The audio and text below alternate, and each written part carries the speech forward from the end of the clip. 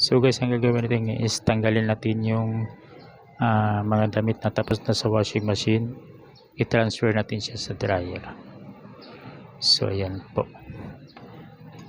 tapos na po ito siya guys. Kaya guys, isa-isahin natin siya pag lagay sa dryer, para pagdating dun sa dryer, naglalaro yung mga damit habang nakadryer siya, habang umikot yung dryer. Tsaka hindi siya ganun kagusot pag isa-isahin natin.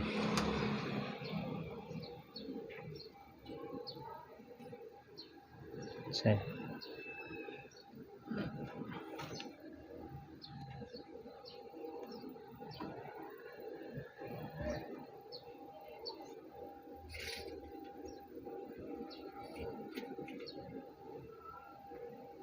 ayan guys, may nakita tayo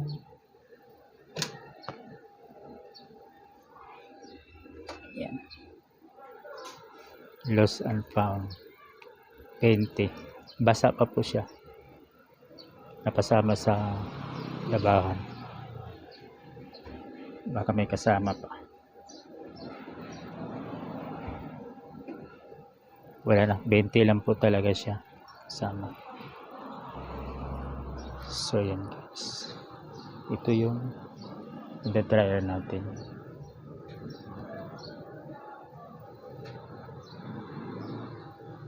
Mamaya isama natin siya doon sa damit niya pag nakabalot na siya, pag natuyo na siya, doon natin siya isama.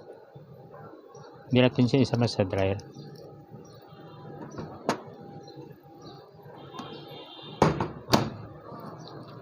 So yan guys, drying time is 40 minutes.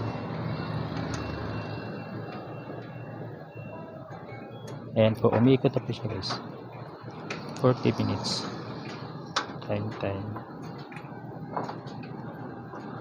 So ayan, umiikot na siya, antayin natin siya hanggang sa matapos. Yun lang guys, maraming salamat.